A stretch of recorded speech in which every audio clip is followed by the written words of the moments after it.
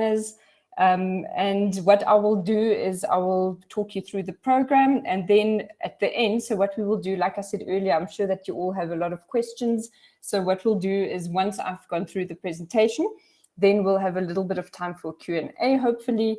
And even if we don't get to all the questions today, then not to worry. What we'll do is on the 9th of November, there's another Q&A session if you are interested, or if you have sort of considered all the information and you have further questions, then you can also join for that. Okay, great. So yeah, thanks for making time for the session. One moment. Welcome to the info session. So as stated, the honours program is a postgraduate qualification. So what we will discuss today is sort of what the BA Honours in Visual Communication entails. So first off, it's important to mention that the honours program is an NQF8. That means that most of you are currently completing your degree program, and that is an NQF7. So the NQF8 is a literal sort of level up from your degree qualification. And what we'll do is we'll talk about who the program is for a little bit today. I think it's quite important that you really consider whether the sort of program is really for you, that you consider if that is, you know, that you have a good motivation as to why you're wanting to pursue the program. So I'll touch on that a little bit. Then we will also talk about the course structure. So this is also quite important just so that you have an understanding of how the course works, what the different components of the course are. Just a moment.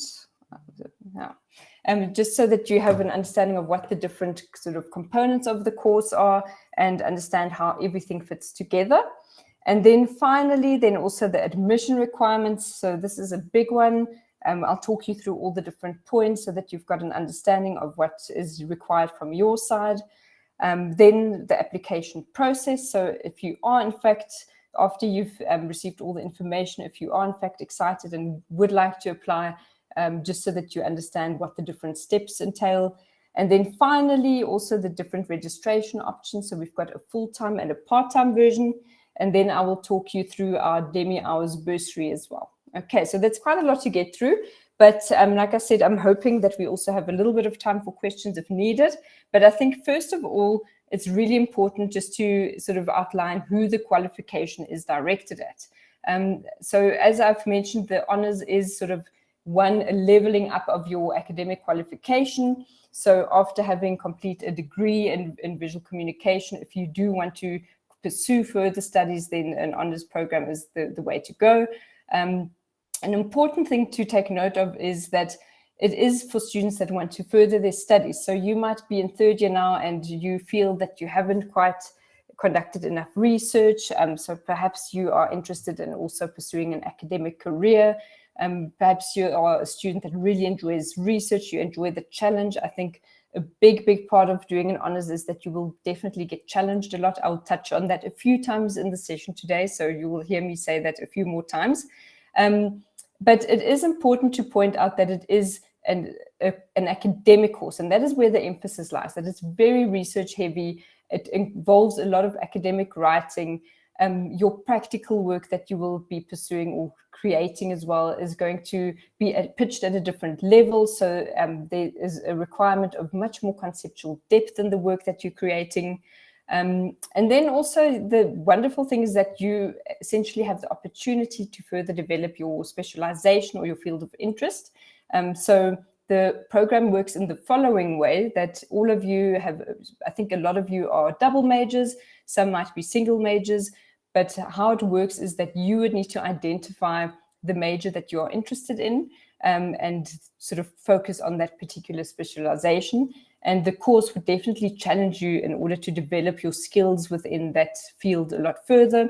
And this is not only sort of to make sure that your skills are more advanced in terms of your technical abilities, but it's really also very much about making sure that there's more conceptual depth to your work, that academic thinking informs your making, and essentially that the theoretical and the practical are in dialogue with each other. But I'll also elaborate on that a little bit further later on. Research experience is also a huge part of honours, so you would be constantly conducting research. That is a massive part of the course. You're going to spend a lot of time reading and researching, and not only making work and writing, but half the time, the research also leading up to the final deliverables is quite time consuming. So you have to be an individual that is really quite interested in research. Then also expanding on your portfolio. So I'm sure a lot of you, and obviously at this stage of your study, so those of you that are currently in third year and that are busy completing your third year, you are working on portfolio pieces and you're really building up quite an advanced and rigorous portfolio. But you might feel that you are at a place where you feel you can definitely expand on your portfolio a little bit more. Perhaps you feel there's space for you to add to it. You're not quite at a place where you feel you've explored everything that you wanted to during the degree. And also another thing is that you might have a particular interest. For example, if you're a communication design student, you might really enjoy typography and you feel that you would like to spend a little bit more time sort of exploring that at a deeper level. And essentially that sort of the course would allow you to do that. And then, as I've said in the beginning, a big part of it is sort of students that want to challenge themselves. So you really need to be a student that enjoys getting critical feedback. That is a very big part of the course. So it is quite a challenging course in that sense that you are constantly provided with feedback to sort of improve your work, to make sure that you bring more academic rigor to your work, that you advance on the concepts that are sort of prevalent in your work. So that is also a big part of the course that I need to re-emphasize as I go through it, because it is definitely, sometimes students end up being quite frustrated because it is, challenging and they are constantly sort of, I think lecturers and supervisors are going to provide you obstacles in order to make sure that you end up growing within what you're doing. Okay, so those are big parts of it. But we will also unpack those in more detail as we continue. So I've mentioned the fact that you will get critical feedback. And I think, as stated, you need to be someone that enjoys research, but also you need to be someone that can work independently. You need to be a driven individual. And a big part of it is that I always say to the honors students that you need to get it wrong in order to get it right. That's sort of my honors mantra. And a big part of it is that you are going to encounter failure in the course. And then it is up to you to come up with problem solving. You need to come up with creative solutions. And that also requires you to approach the course with a lot of grit. Okay, so you need to be someone that is able to embrace failure to some extent in order to improve. You need to be academically astute. The course really requires a lot of academic rigor. So you will be writing quite a lot. As I've sort of already emphasized, there's a big focus on conducting research. And then the practical component. So like I said, you might want to further develop your portfolio. That is also a very big motivator for a lot of students. And therefore, you need to be someone that is practically advanced, that also enjoys refining their work. So I always mention to the honors students that because you are essentially already a graduate, you're expected to be at industry level when you're completing the project. Okay, so that is sort of the level of refinement that is expected in projects. And a big part of it, and this is really something where students that are self-driven tend to do a lot better in the course. So you need to be someone that is sort of inspired, that's self-driven, that is able to sort of, take initiative, and those are big requirements of the course. Okay, and I'll talk about the supervisors a little bit later on, but essentially you will be working with supervisors and they are there to provide you with guidance. I always joke and say that supervisors are sort of, you can see them as cheerleaders in the course. They're a little bit different from lecturers. So at third level, one is very sort of used to lecturers really pushing you to get to a certain point. But as I've already stated, at honors level, you are the one that is driving your progress, and your sort of supervisors are really there to provide guidance. Okay. And another thing that they will do is they will ask you a lot of tough questions. And that is where sometimes a bit of the frustration comes in. But ultimately, the big positive is that you will see a lot of growth taking place during just 1 year. Okay, so there's really a wonderful opportunity for students to grow academically and also in terms of their portfolio. Okay, Then it's important to mention that the course is definitely demanding. So it really requires a lot of input from your side. You're going to spend a lot of time sort of working on the different course outputs.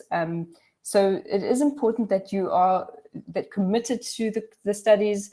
You need to really want to obtain a postgraduate qualification. And that's why I'm saying it's very important that you also think about your motivation carefully. But if you are working, it might be a good thing for you to consider a part-time option. We'll also get into more detail with that a little bit later. But the thing is that honors students really need to work on their honors every day. So even though you will not have class every day, it is absolutely important that you check in with your practical and your theory and conduct research on a daily basis. Okay, so there needs to be a full commitment to the course. Great. Okay, so then let's talk about the course structure. So the course is split into two parts. So we've got the fundamentals and then we've got the core. So the fundamental modules, these consist of research methodologies, we've got critical discourses, and then the creative practice structured.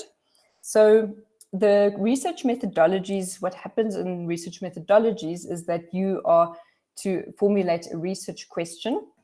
So here you get guidance, obviously, when you apply for the honors, and that's also something we will talk about again, but you are required to submit a proposal. So currently, or in third year, you write your research practice proposal, right?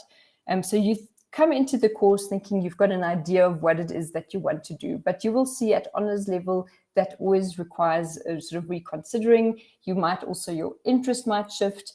And we need to also make sure that the research focus that you are sort of pursuing is narrow enough.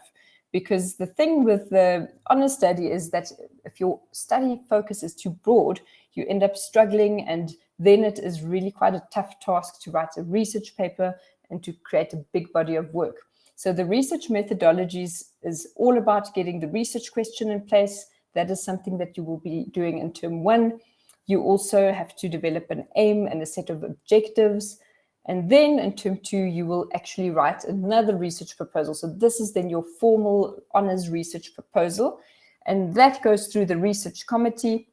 And once that is approved, that will then be sort of used for the core components. Okay, those I will touch on now.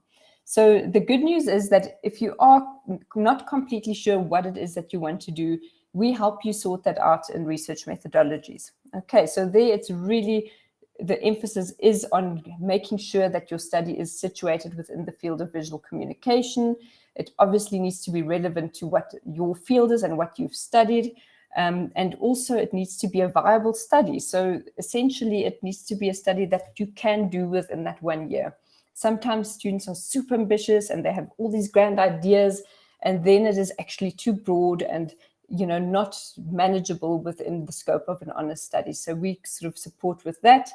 Then we've got the critical discourses course, and here this is an exciting course because you are introduced to a lot of seminal sort of readings. So you are introduced to theoretical basis that you can expand on. So making sure that you are familiar with important readings that form part of sort of a general broader academic dialogue. And this involves you presenting readings. So it takes the shape of a seminar. And the exciting thing is there's a lot of peer learning that happens here. You will present readings to your peers and you will engage in conversation with your peers. Okay, so as the title states, it is really all about developing your critical thinking.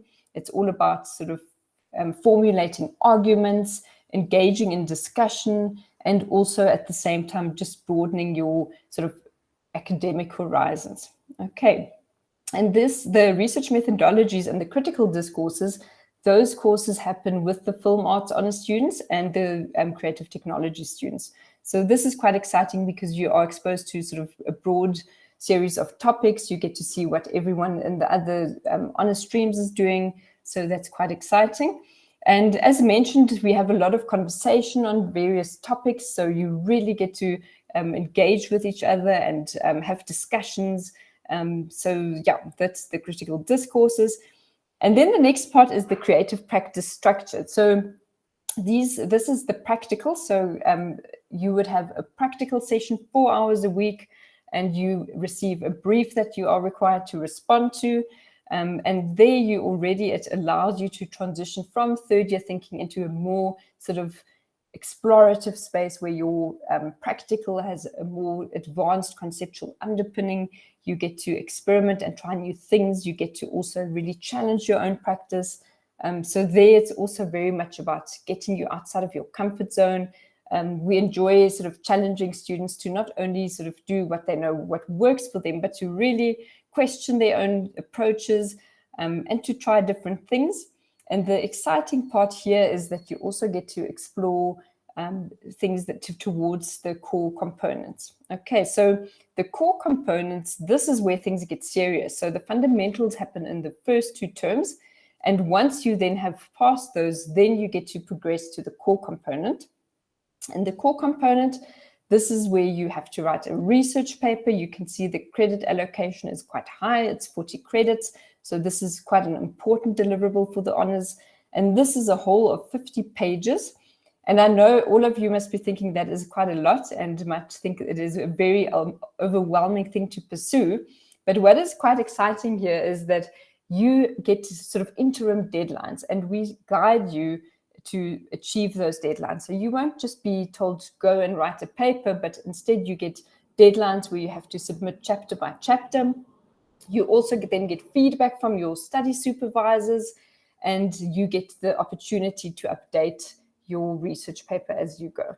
Okay, and for the core, you will have a research supervisor that will also provide you guidance there in order to make sure that you actually manage to, at the end of the course, have your completed research paper.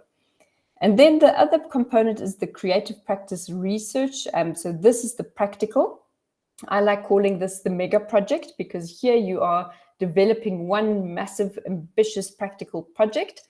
And also for your practical, you also have a practical supervisor. So they will also provide you with guidance. And like I said, they will ask you the tough questions and sort of help you to develop the project, or to get you to a point where the project is really as good as it can be.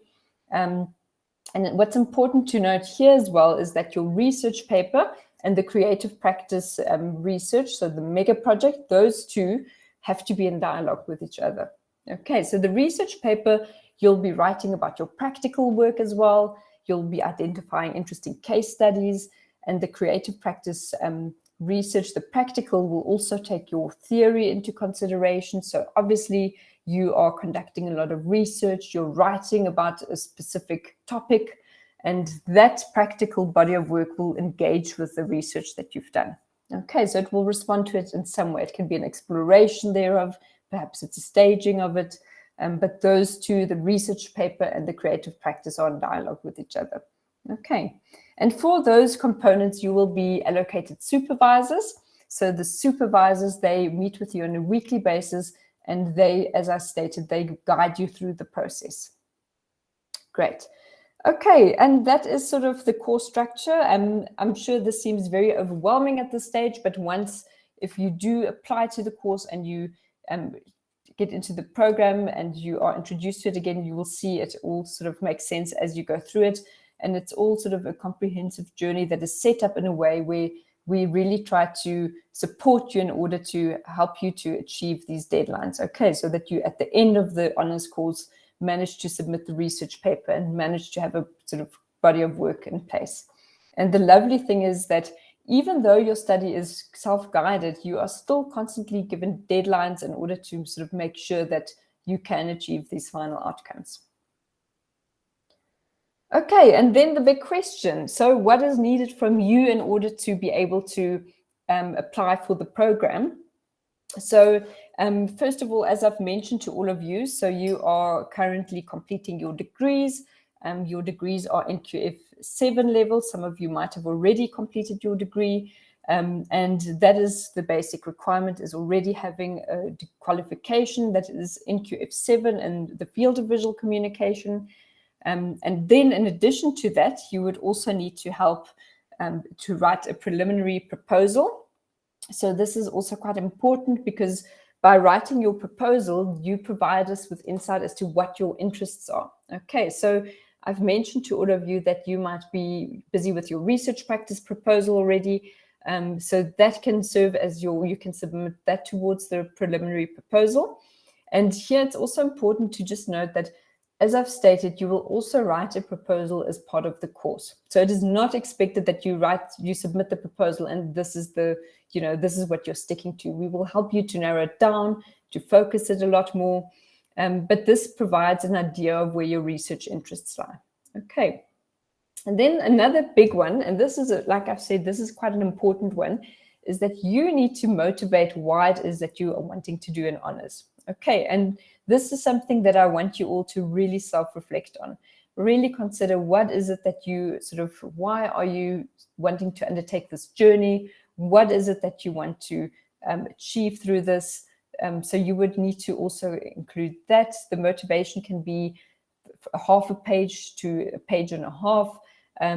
But give that some good consideration, because I think it's really important. As I've stated, the program is a challenging program, and you need to really have considered carefully what it is that you want to, or why it is that you want to undertake this course. Okay. And then a big one, so the portfolio. Here you're indicating your practical skills. So here you can submit a portfolio link. It can be a Behance profile link. I always appreciate it if students include a short description. It's always nice if you have a project just to contextualize it, give a brief description. That also helps me to understand what your conceptual thinking abilities are.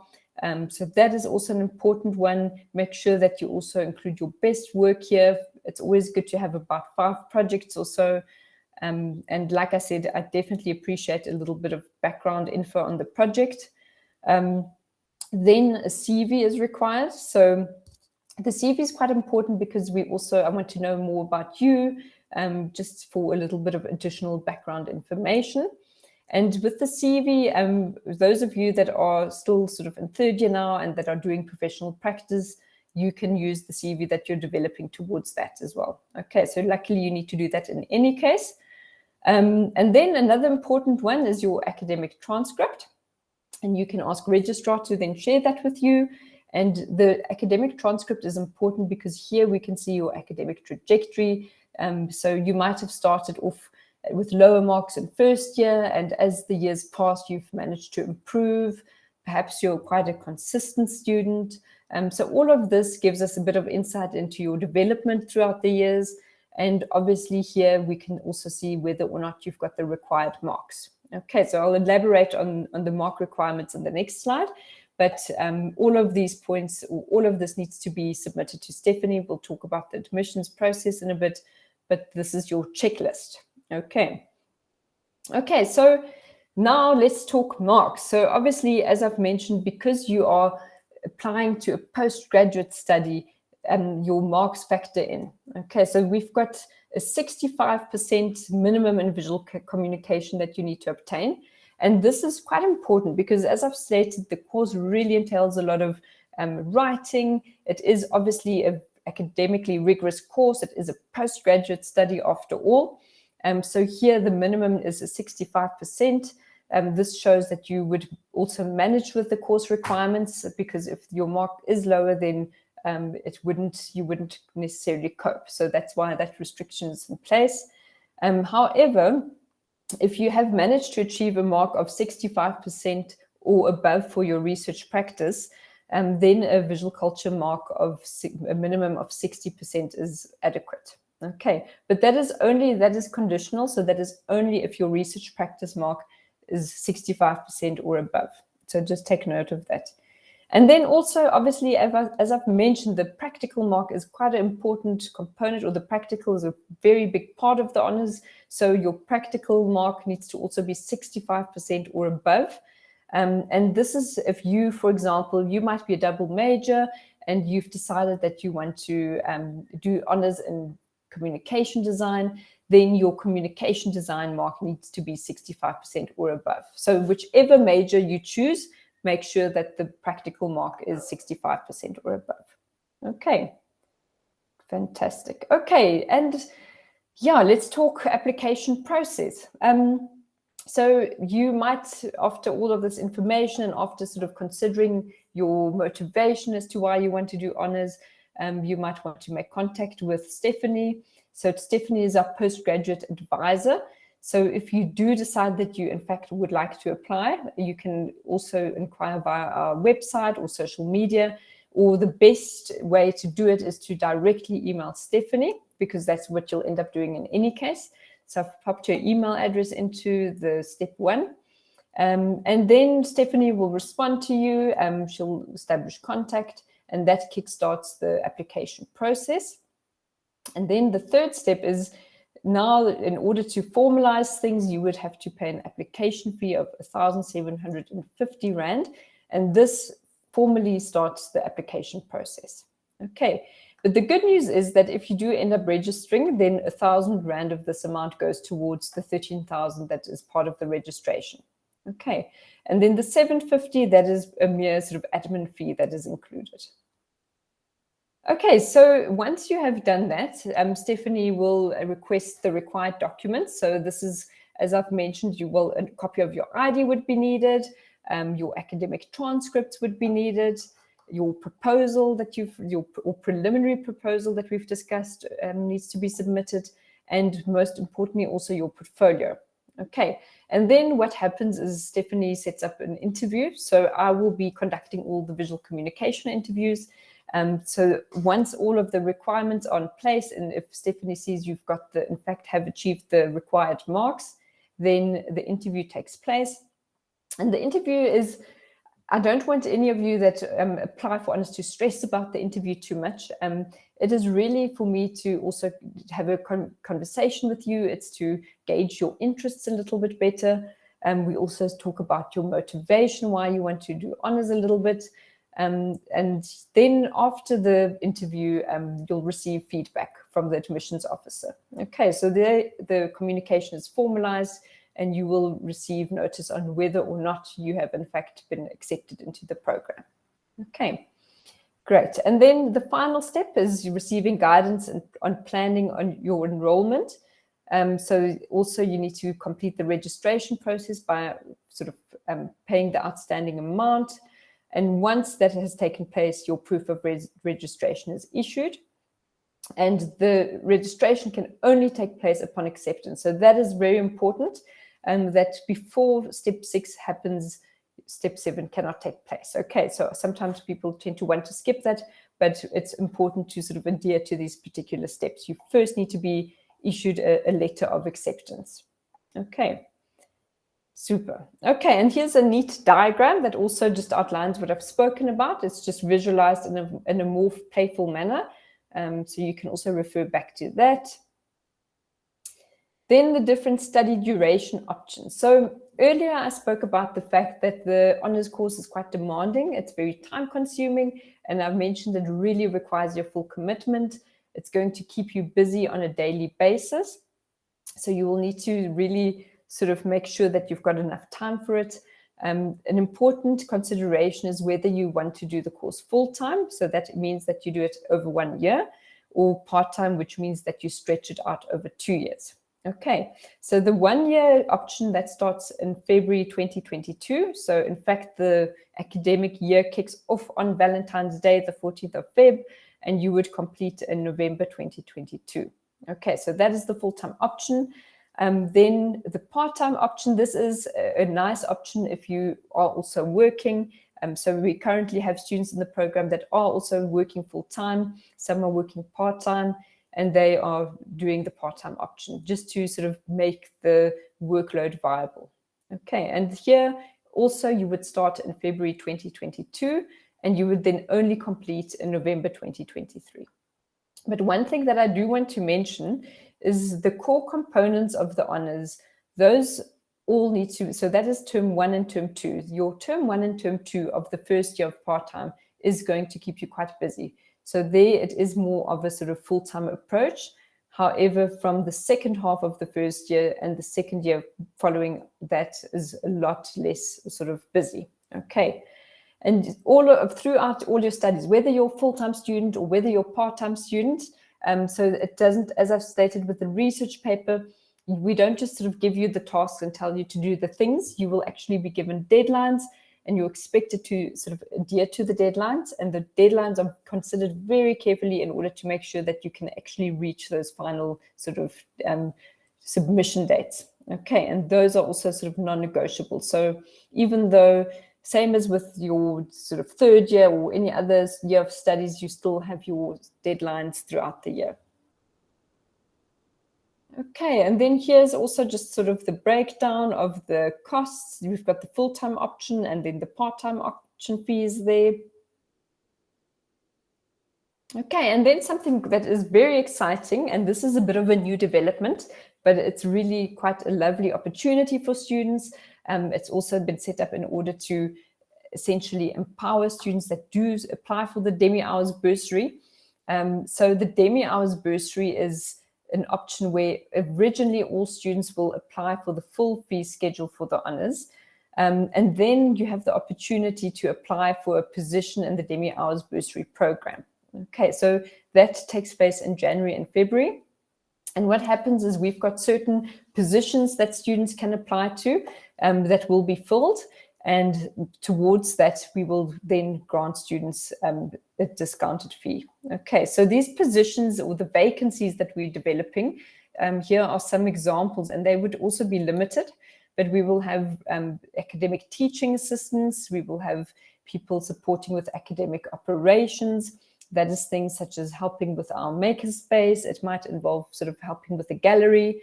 We've got marketing awareness roles. We've got student support department roles. So all of these are sort of formal positions that students can apply to fill. And some of these would be within the major subjects. So again, let's say perhaps you're a photography student.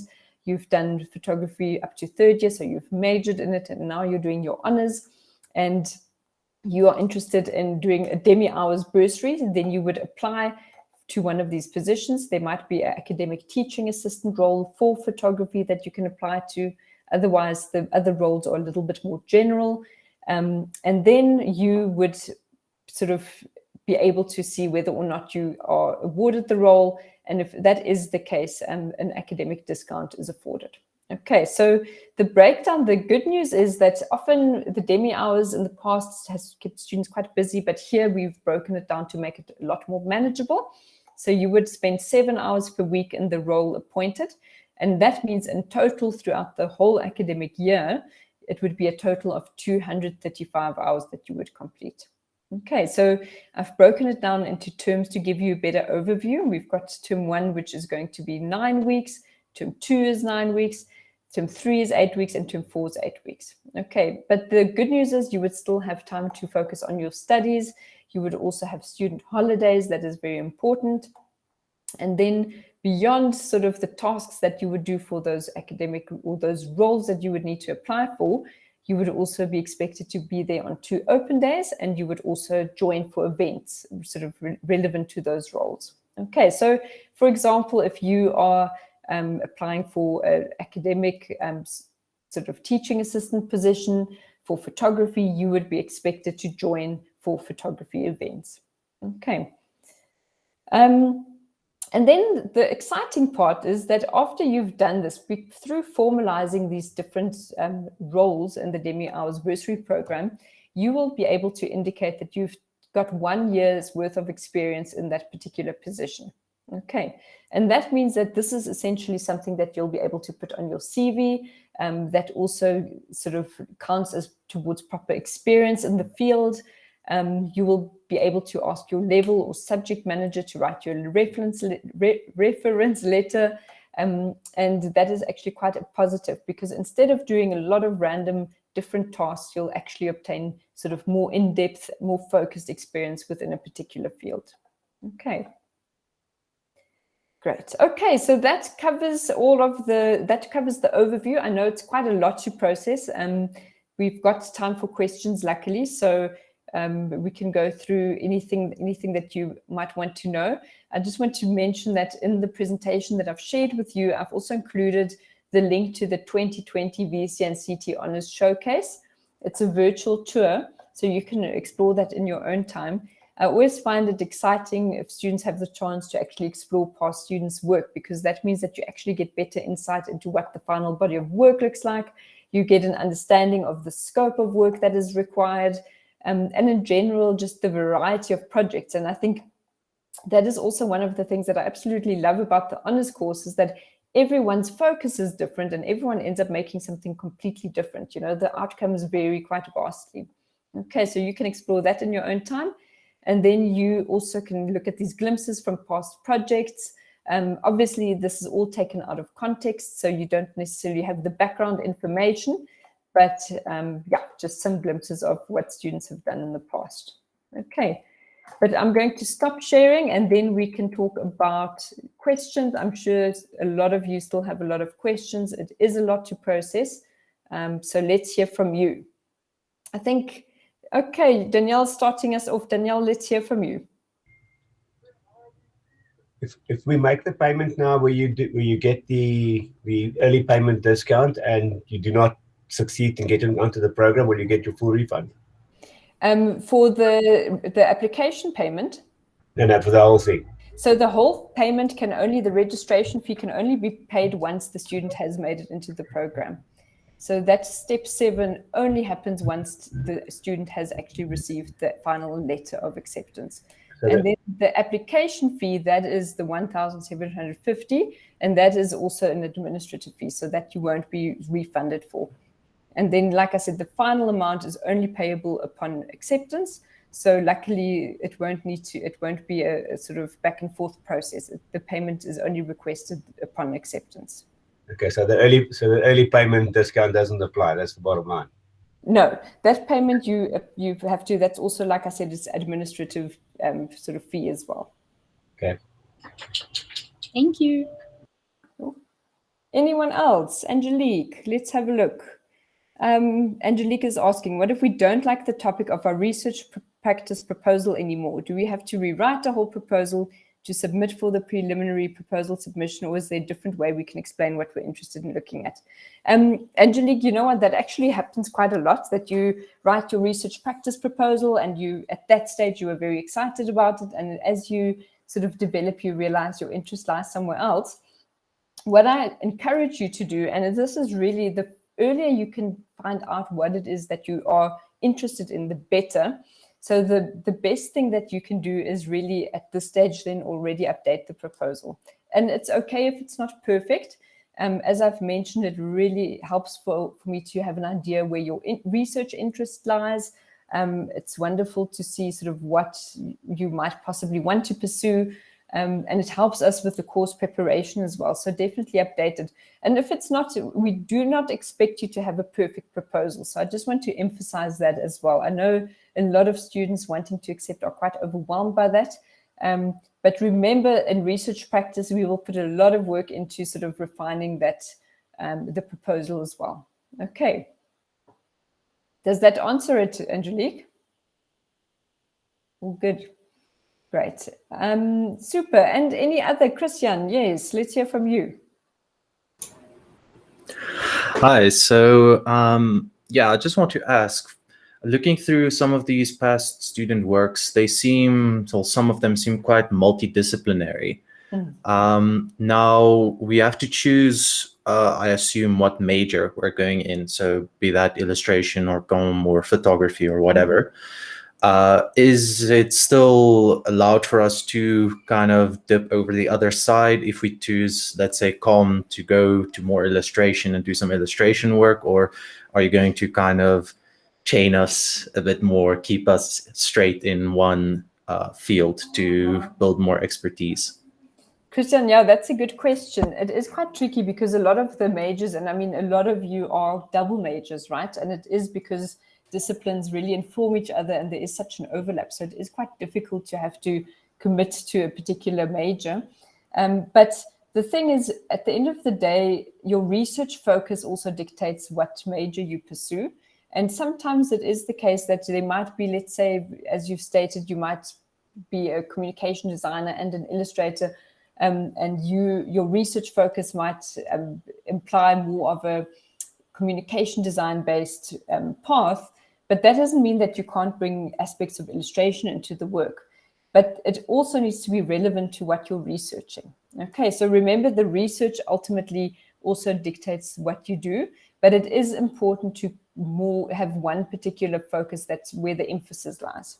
Okay, but we won't tell you, listen, there can't be traces of photography or illustration in your work if you're doing communication design. If it complements what you're doing within your research and it complements your sort of major, then you can also embrace that and sort of incorporate that in ways. Okay. Yeah, awesome, thanks. Great. Okay, let's see. Then Vanna's got a good question here as well. That's a nice question, Vanna. I also actually forgot to elaborate. I wanted to sort of unpack that a little bit more. So I'm glad that you're taking us back to that. So the supervisors, your supervisors are all internal open window lecturers. And the lecturers are, so I can talk you through who is on the list of supervisors. So we've got, for illustration, we've got Nina Tor, and I also sort of supervise in illustration as well as the other VC subjects. Then for communication design, we've got Esti Stein, we've got Nina Hannibal, Carmen Kutje, and then we also have Mona Fenter. And then we also have Jane Robertson also supervising across all VC subjects. Okay, and then photography, we've got Carl van Heerden is also supervising there. Okay, but you will always have two supervisors, one practical and one sort of theory, and the sessions happen together. And what's really exciting here is you get input. One thing that is so lovely about the supervisors is there are always two sort of lecturers present in the sessions, and you really get input from two different perspectives. So even though one of them might be sort of more focused on your theory and the other one might be more focused on your practical, it's really quite lovely to get different perspectives in every session. And yeah, that also sort of enriches the supervision process. And then, Vanna, you're also asking, when does the application process open? So I think you already, if you are interested in applying for the honors, you're welcome to email Stephanie Salong and get started. Okay. And then, Angelique, another question. Until when do we have time to decide if we want to do honors? So, you know what, it is really the sooner the better. The course, ideally before latest mid-January. Okay, so we don't really, we've got, as I've mentioned, we've got the Demi bursary applications that happen in January as well. So we really encourage you to sort of apply at a quite early stage. And also, as mentioned, I mean, you need to start preparing for the year ahead. You need to sort of wrap your head around what it is that you want to do. So the sooner the better. Okay. And Angelique is also asking, what can we expect in the interviews? Big questions. Angelique, as I've said, the interviews, it's really important to have a conversation to understand what your motivation for doing honors is. So that is a big part of it. Also, I like to get a better understanding of what your research interests are. It's really about getting insight into what you would like to focus on in your sort of postgraduate study, if you sort of do end up pursuing that. And also to get a sense of just in general, why you want to pursue an academic path. You know, what is it that you want to achieve through your honors? Okay, great. Yeah, that was, Angelique, I hope that covered it. And then Danielle is panicked. Danielle, there's no need to panic. And actually, I always enjoy doing the interviews, and I would be the one that's conducting all the visual communication interviews, so definitely nothing to stress about, but it is nice for you to prepare. I always appreciate it when students have given sort of these pointers that I've given you a little bit of consideration. So yeah, just really sort of outlining your research interests and, like I said, your motivations. And that is something that you've hopefully already thought about. Okay. Vian, that's a big question. So the practical, the course it is a contact-based course. So we've got the research methodologies and the critical discourses that happen online. Okay, so those two modules you will be doing online. And then the practical sessions happen on campus bi-weekly. Okay, so we will have one class on campus and one in person. It is difficult to do that remotely, and we're not offering that at this stage. Even though a lot of the components are taking place online, we still do require contact. Okay. break for a year. So, Angelique, this is really, that comes down to you. I think it's important to, the nice thing is, the advantage is when you are in a study mindset, you know, to continue is quite useful, because you've got a good rhythm and hopefully a good routine in terms of working. I think also you're always a little bit, in terms of your practical making your fit, you're also a little bit more writing and research fit, because you've been concluding your third year. So those are advantages. But if you feel you're not quite ready for the program and need to take a year off, then, you know, that is something that you need to consider. Okay, so that is, it's never, students have done that. We've had students that have taken a year off and then decided that they do, in fact, actually want to come back and do their honors. But sometimes what happens is they sort of end up working and, you know, they land a job and then they actually never get to sort of do their honors, because, you know, once you're out in the working world, things get busy and you are sort of offered opportunities and you might pursue a different path. So that, but at the end of the day, that is ultimately something you would need to consider. Okay. Great. Okay. Any other questions? Angelique is doing all the work today. The rest of you? Are we all good? No, I'm glad that you're asking questions. There's nothing to, it's actually fantastic if we do have a little bit of time, and I enjoy it if you do ask questions then, because hopefully you will also then have a better understanding of the course. I think in general, one thing that I can actually still talk about that is really important to me in terms of the honors program that I maybe haven't outlined enough yet, is that the course is really sort of very peer driven as well. So you learn from each other a lot as well. You presenting, the nice thing is that, remember, all of you have a different research focus, right? So you get to sort of observe what your peers are doing. You get to sort of check in with your peers for input as well. And that is something that also is a big part of the course, that in your practical sessions, often you, beyond sort of having me as the course coordinator and beyond having the supervisors sort of give you feedback, your peers also often offer input. Okay, so that is quite a nice thing. And as I've stated, the lovely thing is that everyone's project ends up being quite different. There's no single project that ends up being the same. And just through exploring, sort of seeing how people think in different ways, how people come up with creative solutions and how they problem solve differently, I think that is also a really sort of exciting part of the program. Okay. Do companies and industry typically value an honors degree? Elizabeth, that also in general, I think beyond the sort of development of your portfolio, the honors obviously shows, as I've stated earlier, it's quite a challenging qualification, right? I've mentioned that you need to have grit. I've mentioned that, you know, a lot of personal growth happens during the honors year. And I think companies value it also beyond the expanded portfolio and the extra skills that you obtain. I think it's showing that you have that grit and that you are able to complete a postgraduate study is really quite meaningful, and that counts for a lot.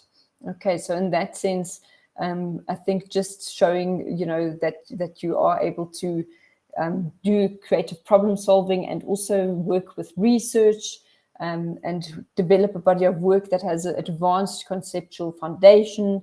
I think those things are really important in terms of the industry application eventually. And also a huge part of the honors qualification is that eventually just showing that the work you make isn't, you know, that you have sort of deeper conceptual thinking that's informing your practice. And I think that is the wonderful thing, that once you've actually completed an honors, there will be sort of a lot more conceptual rigor to your work. You'll be able to provide more of a research-based foundation for whatever it is that you make. And that can definitely give you a competitive advantage in industry. Okay, because there are a lot of good creatives out there, but the one thing that is really sort of gives one that little bit of advantage is these, just being able to create research or draw on research for your work and really to develop your conceptual thinking. That counts for a lot. Okay. Giselle, can we set up the research proposal similar to the one that we did for research practice proposal? Yes, you can. That is perfect.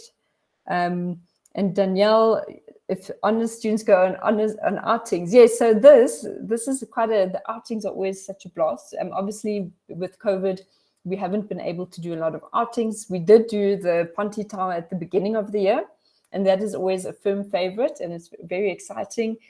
So here we go on a Ponte Tower tour in Hillbrow. We've got a guide that sort of takes us through Hillbrow, and that's always quite exciting. So the plan is definitely to do, to keep doing that. Hopefully next year we will be able to do more of that. I'm not sure how the year will look, but that's in the past. We've also gone to a lot of art exhibitions. We've gone to the Wits Art Museum and looked at the artist's book archive. And yeah, in general, that's always formed quite a big part of the program. So hopefully, yes. But like I said, this year we managed to go to the Ponte Tower, and we also visited an exhibition by a past honors student that actually went on to do his master's. So he completed his honors at Open Window, and then he pursued a master's at University of Johannesburg, and he had an exhibition of work of that master's body of work. And then he did a little bit of an introduction where he introduced how his honors articulated into his master's research. So that was also quite fun. Yeah. Okay. Any other, I think we're heading towards the end now. Any final questions? Not really. Okay, super. I'll briefly just mention the supervision part again. So I didn't, I briefly sort of listed the supervisors that are involved in the VC honors, but as I've mentioned, you would work quite closely. Your supervisors would really help guide your process, and I think that is also quite exciting. You get to work with your research and your practical supervisor, and beyond that, the practical classes and the research methodologies and critical discourses, those classes I would present. But it's in general quite exciting to have sort of multiple perspectives on your work throughout the year. So that is also quite an exciting part of it.